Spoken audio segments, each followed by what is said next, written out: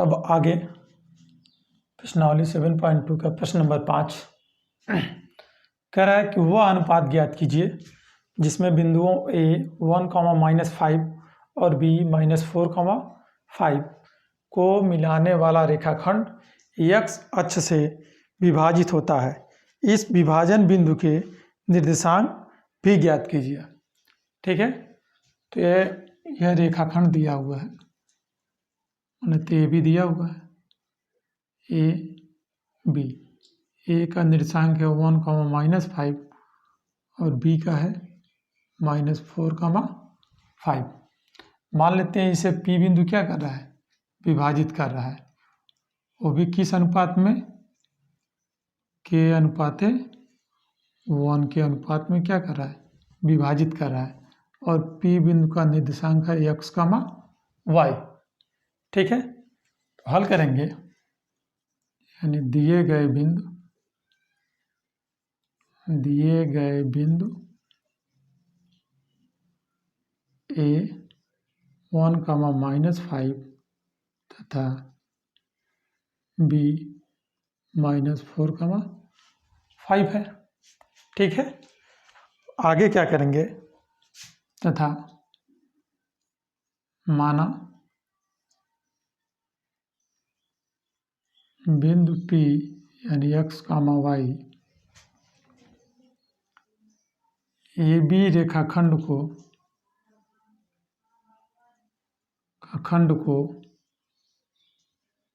के संबंधी A1 के अनुपात में विभाजित करती है।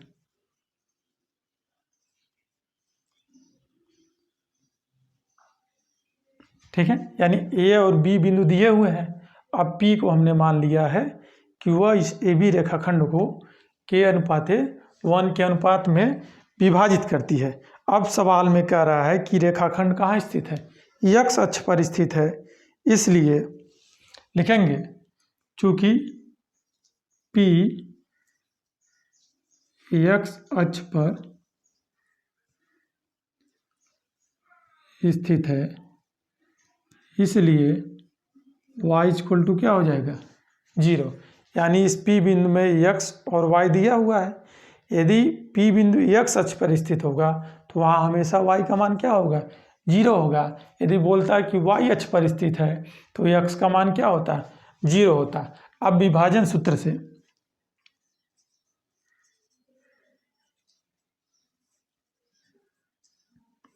ध्यान देंगे तो x = होता है m1 x2 + m2 x1 अपान m1 + m2, और y = जो मान होता है m1 y2 + m2 y1 अपान m1 + m2। अलग अलग बताए थे कि अलग अलग भी हम लिख सकते हैं। अब इसमें ध्यान दीजिए भाई, यही P बिंदु हो गया, x का वैल्यू और y की वैल्यू। यहाँ पे यह x1 y1 और यह हो जाएगा x2 y2, यानी इसको हम x1 y1 ले लिए और यह हो गया हमारा x2 y2। यही वैल्यू क्या करेंगे, यहाँ पर रख देंगे। ठीक है, तो x और m1 की वैल्यू हमने माना है ये k हो जाएगा, और m2 की वैल्यू 1 हो जाएगा। तो मान रखते हैं m1 होगा k और x2 की वैल्यू -4 प्लस m2 की वैल्यू 1 और x1 की वैल्यू 1 अपान m1 की वैल्यू k और m2 की वैल्यू 1, ये रख दिया। यहाँ y = m2 की वैल्यू, पहले m1 है, m1 की वैल्यू 1, यहाँ ध्यान दीजिए m1 k है, m1 k हो गया, और y2 की वैल्यू 5 प्लस m2 1 हो गया, और y1 -5। ठीक है, अपान k + 1। आगे ध्यान देते हैं तो यहाँ x इक्वल टू हो जाएगा -4k + 1 अपॉन k + 1। यहाँ होगा y equal to 5k - 5k, sorry -5k नहीं 5 होगा क्योंकि 1 है तो -5 हो जाएगा अपॉन k + 1। ठीक है, अब ध्यान दीजिए यहाँ यह P बिंदु कहाँ स्थित है, x अक्ष पर स्थित है, तो इसलिए जो y का मान होगा वो क्या हो जाएगा, 0 हो जाएगा। तो y की वैल्यू हम क्या लिखेंगे, यहाँ पर लेंगे y इक्वल टू 0, तो 5k - 5 अपॉन k + 1, तो गुणा करेंगे तो भाई 0 में गुणा होगा तो इसका मान क्या हो जाएगा, 0 हो जाएगा, या 5k - 5 इक्वल टू क्या होगा, 0, यानी 5k इक्वल टू हो जाएगा 5, k इक्वल टू हो जाएगा 5/5, यानी कट गया, k इक्वल टू क्या हो जाएगा 1, यानी k का मान आ गया 1 आ गया। ठीक है, इसी प्रकार हम x की वैल्यू निकाल लेते हैं, यही मान यहाँ क्या करेंगे, रख देंगे, तथा तो x इक्वल टू हो जाएगा -4 × 1 + 1 अपॉन 1 + 1, तो -4 + 1 अपॉन 2 तो हो जाएगा -3/2, ये x की वैल्यू आ गई। ठीक है, यानी हमें जो बिंदु प्राप्त हुआ लिखेंगे, अतः बिंदु P x, y equal to क्या हो जाएगा, -3/2, 0 होगा, तथा अनुपात जो होगा वह 1:1 होगा। यही आपका क्या होगा, रिजल्ट होगा। ठीक है,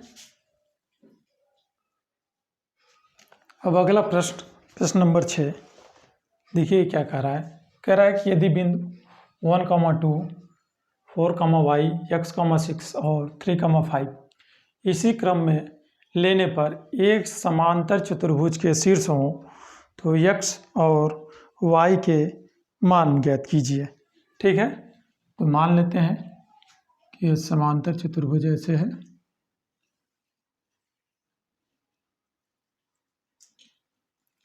ABCD, ए का निर्देशांक हो गया 1, 2, बी का हो गया 4, y, सी का हो गया x, 6 और डी का हो गया 3, 5। यानी हमने क्रम से क्या किया, ए बी सी डी के निर्देशांक ले लिए। तो मान लेते हैं, माना ए बी सी डी एक समांतर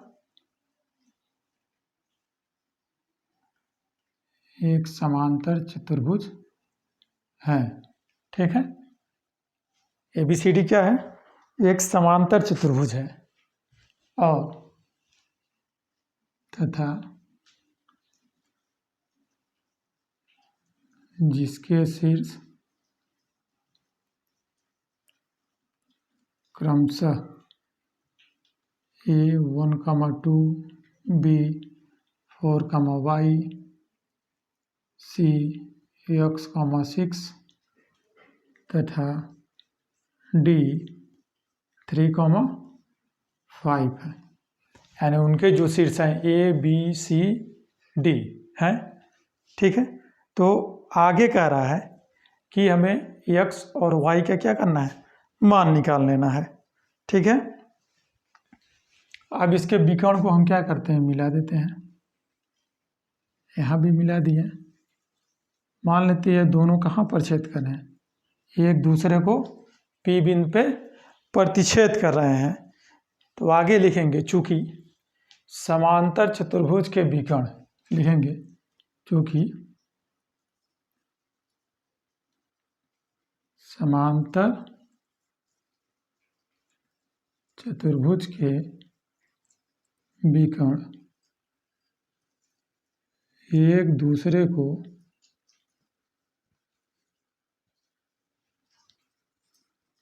समद्विभाजित करते हैं।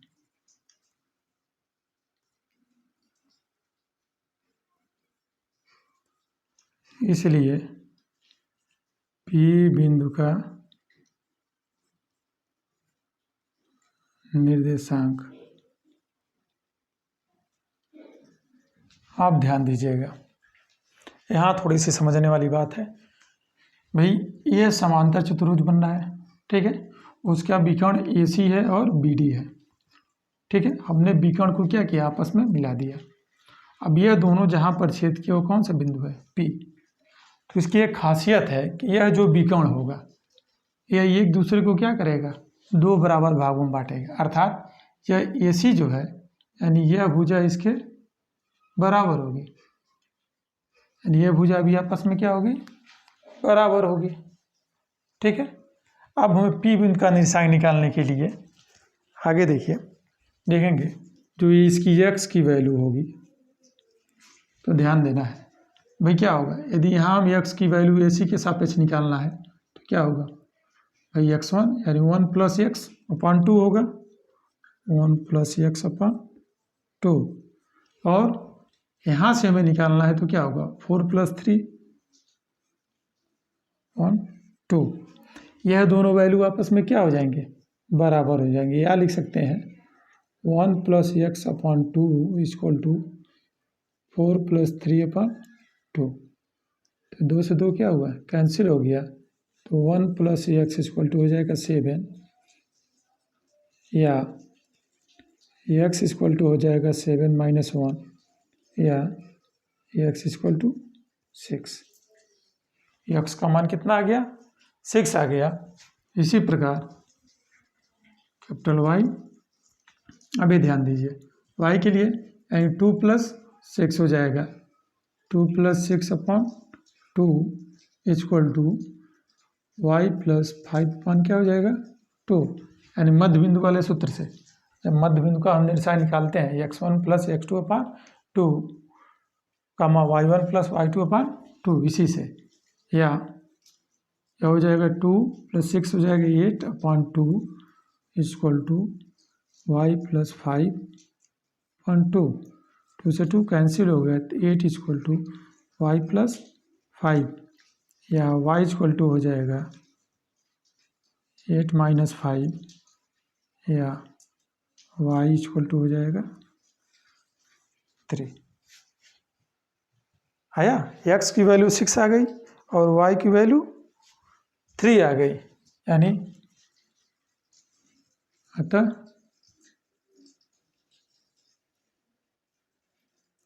अभिष्ट बिंदु P का निर्देशांक हो जाएगा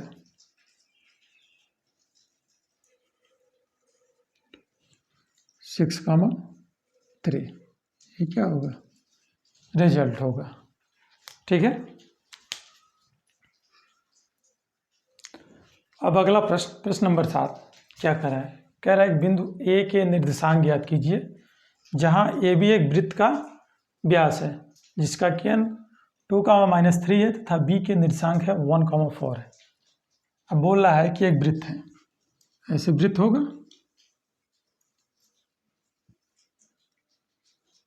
केंद्र भी होगा, ठीक है। कह रहा है कि जहाँ AB क्या है, वृत्त का व्यास है, मान लेते हैं व्यास ऐसे होगा, व्यास जाहिर सी बात है कहाँ से होकर जाएगा, केंद्र से होकर जाएगा, यानी AB व्यास है और इसका केंद्र O है, ठीक है। केंद्रों को क्या मान लिया, O।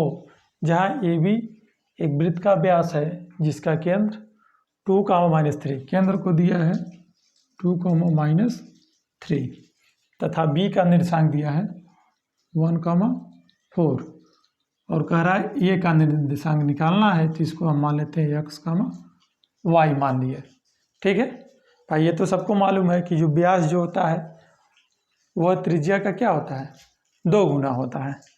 व्यास जो है त्रिज्या का 2 गुना होता है, ठीक है। कैसे हल करेंगे, ध्यान देते हैं, देखेंगे चूंकि दिया है, चूंकि वृत्त का केंद्र ओ 2, -3 तथा ए x, y और बी 1, 4 है। ठीक है, वृत्त का केंद्र O 2, -3 है, ए x, y और बी 1, 4 है।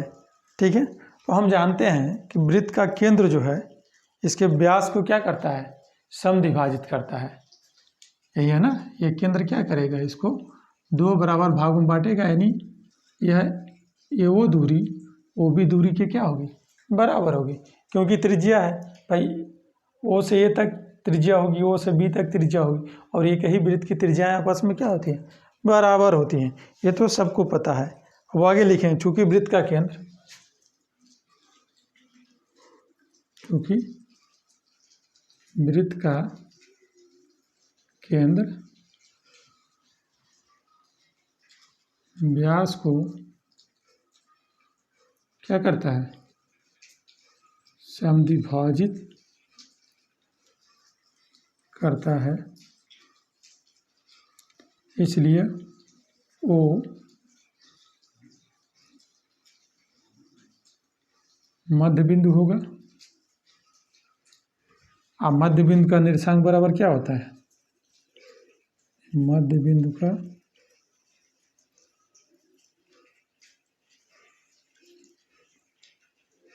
निर्देशांक क्या होता है भाई,